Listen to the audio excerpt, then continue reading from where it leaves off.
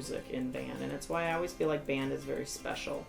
We tell the little kids for sure that music combines math and it combines all sorts of things, because when you're talking about time signatures, you're talking fractions, you're talking all of those sorts of concepts, which are really easy to reinforce with band concepts. As you get older in music, what I think is the most important is that kids are developing an appreciation for the aesthetic, which is something that's really tough to actually teach to children. And it's not something you can teach in a regular core class as easily as you can in music. I feel like I've done my job if during the course of a year some piece of music speaks to a kid and they have an emotional reaction. Because to me, education shouldn't just be about your brain, it should also incorporate a little bit about your heart, because I'm not trying to grow brain surgeons, I'm trying to grow humans. And so I think that's what really is great about band.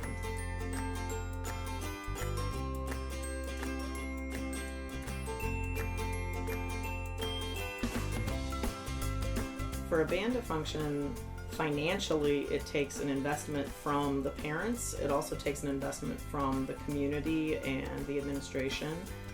It's something we struggle with over the years. We've wanted new initiatives, wanted to do new things, and we come up short in the budget department. It also just takes a lot of support. I'm watching in a lot of other area schools the arts being cut and, cutting down, well, in our program too, and just the program suffers overall from that, less instruction, less time with students, less one-on-one.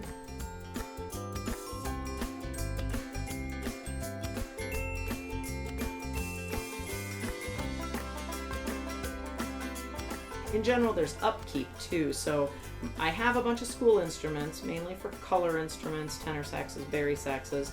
Those need upkeep almost yearly, and most of the time that falls by the wayside because the budget just isn't there.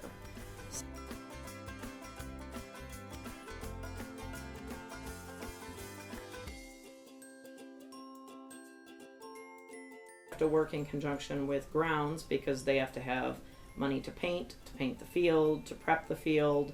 So there's those sorts of equipment needs too, stands, chairs, music. Music is not free unless you're stealing it.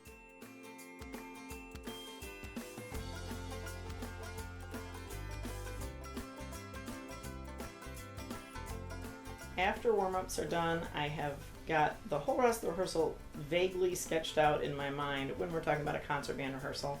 Basically, I come up with a list right at the beginning of a cycle. Like, to me, a cycle is for the next performance. So if we're getting ready for contest, I know the songs we're going to do, and I know the order that, we're going to do them.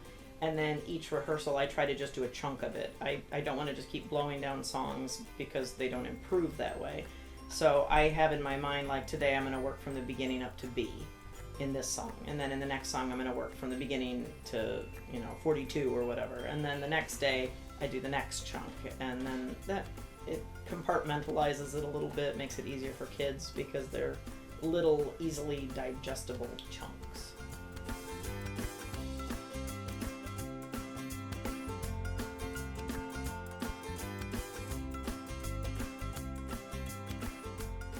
West Carroll's got quite a few bands, and I'm responsible for all of them. So I have, not just in this building, I have 5th grade beginning band, which is where they really get their start and they get their basics.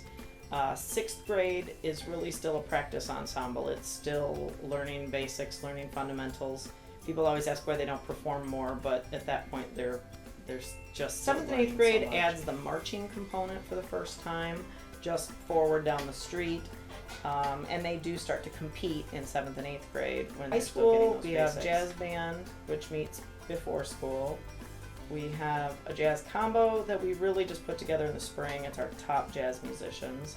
And then technically outside of concert band, we have pep band that's kind of its own beast because it's a whole different genre of music.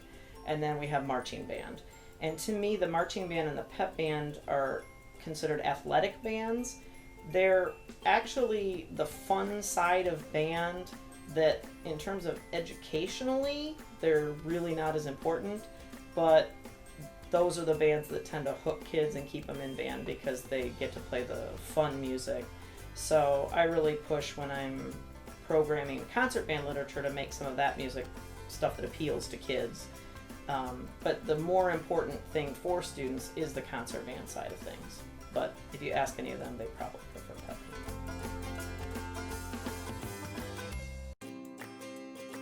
As a high school organization, we belong to ILMEA, which is a district festival, and what happens is the top players from our program audition against all the other kids in the area, and there are 9 districts in the state. Our district is District 8, and it reaches down almost to LaSalle, Peru, and then all the way north to Wisconsin, all the way over to the Mississippi, down just north of the Quad Cities, and then all the way over to DeKalb, Sycamore. And then basically, based on that audition, the top students are selected to be in a band. That band gets together for a day in DeKalb, and they play selections of music for a guest conductor. And it's just a really neat festival because it allows our top musicians to play music that's at a higher level than maybe what we can do here, just in our home band. And then the extension from that, the next extension is All-State, and that's for the absolutely top players. It's rare for us to have more than maybe one at All-State in a year. I have had years where I've had as many as 3, but it's something that is very difficult to accomplish. We are also part of the IHSA, which governs all the athletics and all the activities in all the schools across the state of Illinois. And through that high school association, they have 2 contests, a full group contest, which is like our concert band, our concert choir, and then a small ensemble contest where it's soloists and small groups. And those contests accrue points for us. So if you get a Division I rating, you get a certain number of points, and a Division II rating gets a certain number of points, and then 3s, 4s, and 5s don't get any points. But then we add all the points together. It's the closest we come to something athletic because they add those points together, and then they determine which programs are the top programs in each division. West Carroll's been very fortunate in our 10 years to have 4 state championships, and the other years, save maybe the very first year, we were ranked 2nd or 3rd overall. So we have a pretty prestigious history with IHSA, and that's gotten us some recognition at the state level. Amazingly, in music, they don't get just a music lesson. A lot of times they get history lessons, and they get culture lessons. There's always a lot more than what a person might actually think, and many times, they learn those things, but they don't actually realize that they're learning history and English and science. Students signed up for concert choir. That's our mixed group here at the high school. From that group, there are a number of other opportunities they have to sing. We, in the fall, we have a madrigal group that is basically a group of about 20 to 24 singers. We do music from the Renaissance and Baroque. That group becomes the jazz choir in the spring for contest purposes. We also we started a women's show choir 3 years ago, and they don't start till December, but they're basically an outlet to get more women an opportunity to sing in a different ensemble than just the concert choir itself. And they're more of a show choir where they sing and dance. Within the choir itself, we break the choir down for contests besides singing the concert choir as a contest ensemble. We'll take the women and then we have a women's ensemble, and then we take the men and have a men's ensemble. So they actually are getting a wider variety of different kinds of music that we're singing, because it's either all women, all men, or mixed.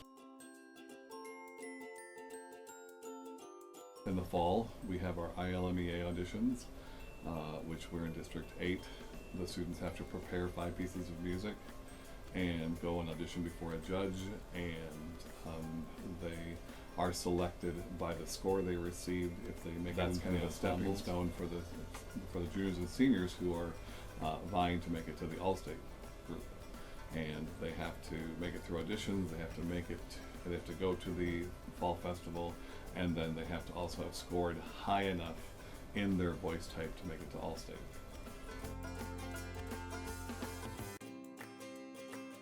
But we also have junior ensembles. The freshmen are actually going to the junior mixed group. And they audition and they have to score high enough to make the ensemble. So it's kind of an elite group that ends up in DeKalb doing that music from all over West Illinois, from all the schools around us. We have All-State in January, and again, that's the students that have qualified for that. There are two ensembles. There's an honors chorus and an All-State chorus. And that's basically the best of the best in the state of Illinois. It's very prestigious to make it into those ensembles and get down to good times. And then also in the spring, in April, we have our large group contest that I talked a little bit about. For large group contests, we take our concert choir, we take a women's choir, we take a men's choir, we take a jazz choir, and we take a show choir. Ensemble contest the first part of March, which we've hosted for the last 14 years. Even before we were in West Carroll, Savannah hosted it. So, and that is basically a contest that students prepare solos and ensembles, whether they be duets, trios, quartets, small groups, whatever. 10 years we've been in existence. We have 9 trophies from those 10 years. So lots of opportunities for our students to perform and get out in front of the public and show them what we've been doing, what we're working on, and how well they're doing.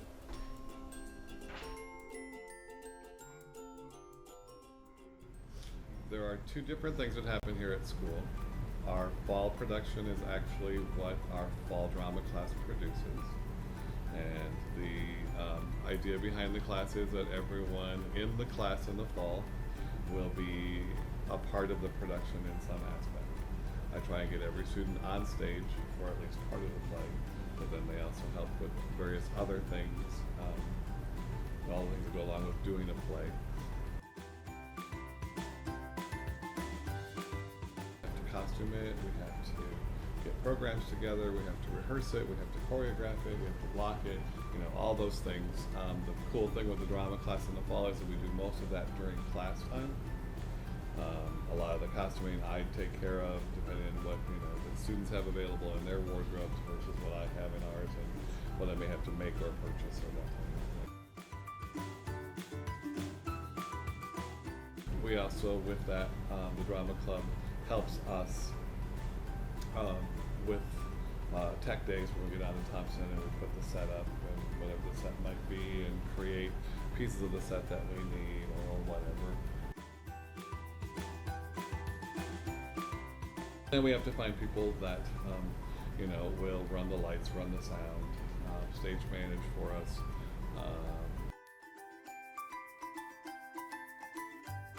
We also have people that, work the box office and concessions and all those types of things. So there's quite a few cogs in the wheel to make it work.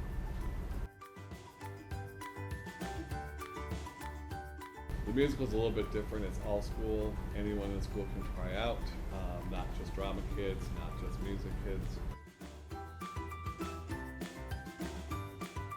The rehearsal time, much more choreography with that and blocking. Music, of course, is an added part of that. And then the costumes, there tends to be more costumes and different things we need for a musical than we probably need for a straight play. But we have to build sets, and we have to set up sound and lights, and we have to do all the same things we do for a regular play. It just sometimes is on a little grander scale. We have spotlights a lot of times that we put out. We have a pit orchestra that we have to deal with. Mrs. Bresser helps get that together, and so it's a little bit of that, a little bit of this, and everyone works together, and we put on a show.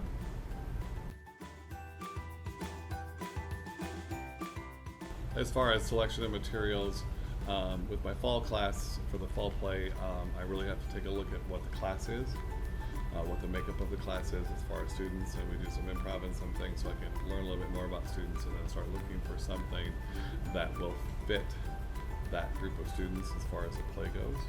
and I have playbooks and websites and different places I can look and find things. And there's also a short list of things, plays and things that I'd like to do, if the right cast is available.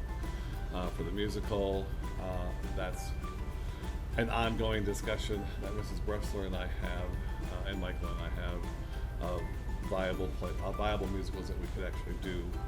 We have to look at things we can do, things we can't do. We can't fly people, so things like Peter Pan, Mary Poppins, and some of those shows are just something that's not available to us to do.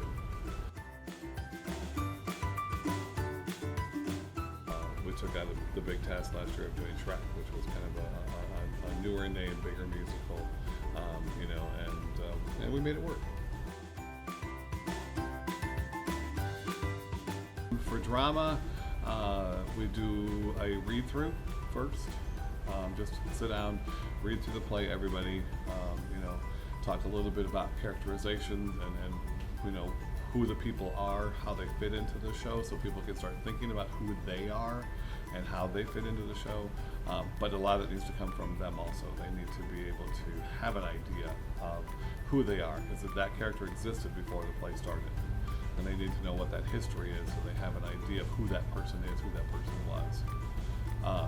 And then after we do the initial read-through, then we'll start blocking. When we're doing blocking, we need to break the show up into scenes so that we can block certain things, encourage every student to write in their playbooks, where they're supposed to be, what they're supposed to do, all those important things that happen, that their character does. And then, so when they come back and rehearse it again, it's already in their book and they know what they're supposed to do. But then we'll block scenes, and we'll take those scenes and we'll put those scenes into acts, and we'll, it's kind of a building process. You set it up, and then you start working on things like memorization and flow and all those kinds of things, and you start throwing props in, because certain people have to have certain parts that they have to carry, or it might be a cane, might be a cigar, whatever it might be, or maybe, they may have something about them, maybe they limp, or maybe something like that. So all those things have to be worked on and studied and brought to life. We start talking about costuming and what they're going to be wearing, and we talk about, getting, when we're going to go down and we're going to start setting up the set, and we're going to start putting things together as far as that, the physical things that we do. And then we spend the last couple of weeks actually on the stage and getting them, the first couple of rehearsals there are just them getting used to that space, because they're not used to it, because we spend a lot of our time working here in the classroom, which isn't a real stage, and they get on stage and they have to figure out how much space they have and where they have to go, and all those kinds of things, and how they're going to move and all of that. So it's it's a process from beginning to end. It really is, and being able to go from reading it the first time all the way through dress rehearsals to actual final production.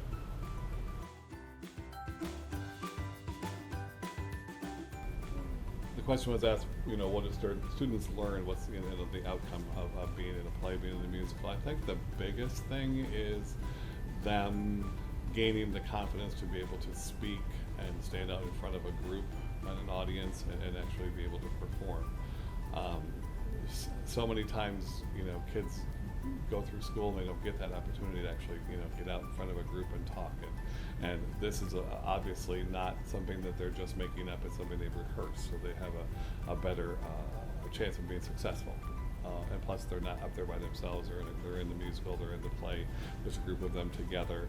But I think anytime I can get a student out in front of a group and talking, performing, singing, whatever it might be, prepares them for some things they're going to run into later in life.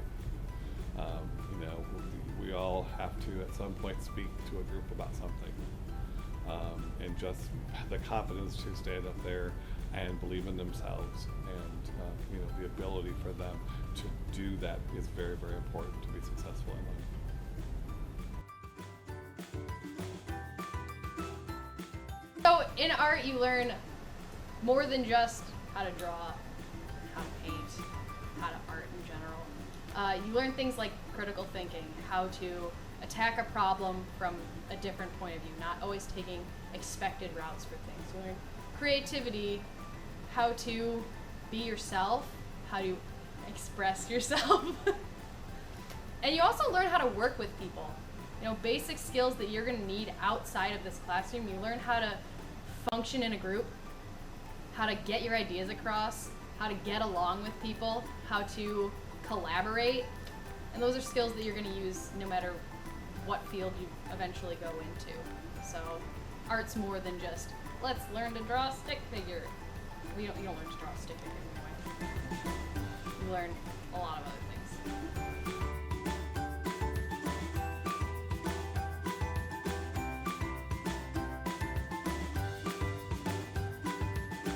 We offer 5 classes.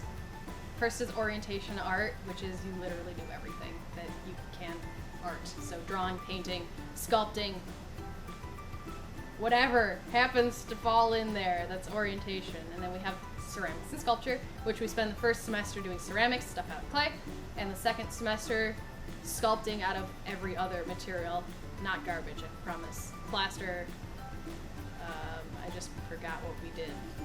Styrofoam. We make stuff out of found objects like books, and we sculpt a lot of stuff. There's drawing and painting, which you get to experiment with colored pencils, with acrylic paint, with tempera paint, with anything that's two-dimensional in that art field. We have photography, which cameras, pictures. Learn how to properly use a camera, how to make pictures as opposed to just taking pictures on your phone. And the last is advanced art, which is anything that you didn't get to do in your other classes or anything you want to explore more. That's what we do in advanced art. It's for people who want to continue to develop ideas, want to continue to think outside the box, use everything and anything at their disposal. So that's the classes.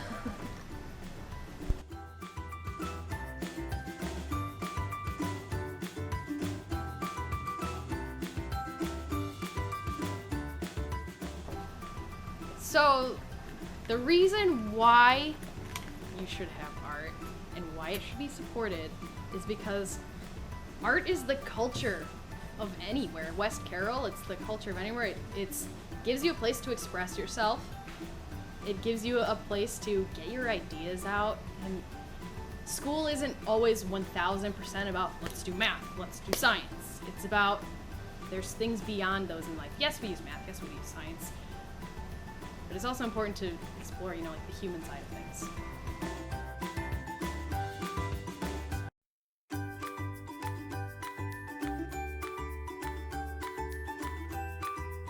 I really love art, and I think that it's important in life. I mean, it shows you how to express yourself. It shows you that, your ideas matter, that you matter as a person, and that you should be able to express what you have to offer with the rest of the world. I mean, it's not just a West Carroll thing, it's an anywhere thing. No matter where you go, there's going to be people out there who need to tell their stories. There's going to be people out there who need to show the world what they have to offer. And not everyone offers math, not everyone offers science, but everyone can offer art. Everyone can offer their own, a little piece of themselves to the world.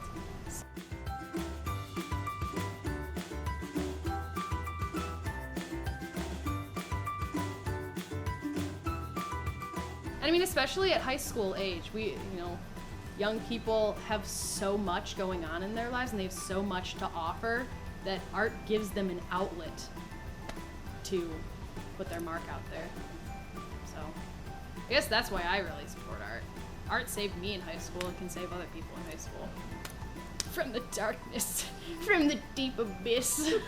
It went from a serious answer to a very not serious. So I'm sorry. My life.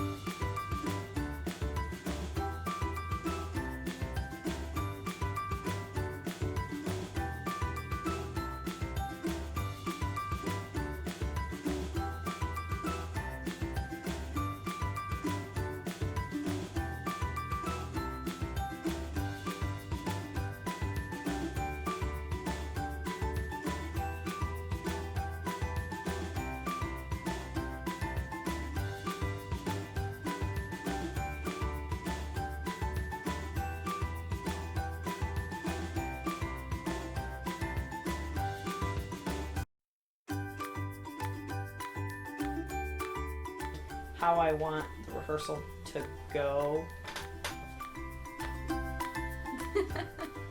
Let me just not take this. Okay, wait, ask me that question again. Oh wait, I was in the middle of it, right? Yeah. Can you cut that? Am I good? Yeah, okay. The answer is why we should have art is just because. Why not? No, I'm just kidding. Oh Label my maker god, that. it takes so much to make that happen. It's just like you gotta do this and you gotta do that and then you gotta. Okay. Food first. We're actually having food first. Food I first. realized We just that need it the because- paint bottles were in the shot the whole time. Because we're gonna teach Dargan. you how to use Dargan paint. No. Okay. Is that paint called blah? Bleh. It's bleh. Too hot? Okay, art is important because you learn the proper names for colors. Heart, too spoopy, the abyss, too hot, hot dang, blah, and Dargan. Obviously. We learn how to properly do Santa's so. flesh and my soul. Santa's flesh. I'm sorry. Santa's flesh and Chloe's soul. Also the proper names for colors. Ow, more to come tomorrow. Where did these names come from? From the manufacturer. Manufacturers. They sent along like a list of possible names. Yeah, it was like one of those choose your own adventures. Choose your own paint.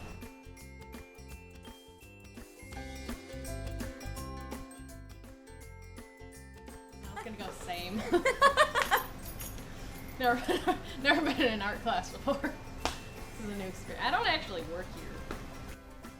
Oh, well, am I supposed to be looking this way? Or am I You can supposed to be look looking at wherever you Chloe? want. Like wherever you want. Can I look straight at you? Yeah. Super creepy that way. No. Really? Wait, do it again. You're not a rocket. I am.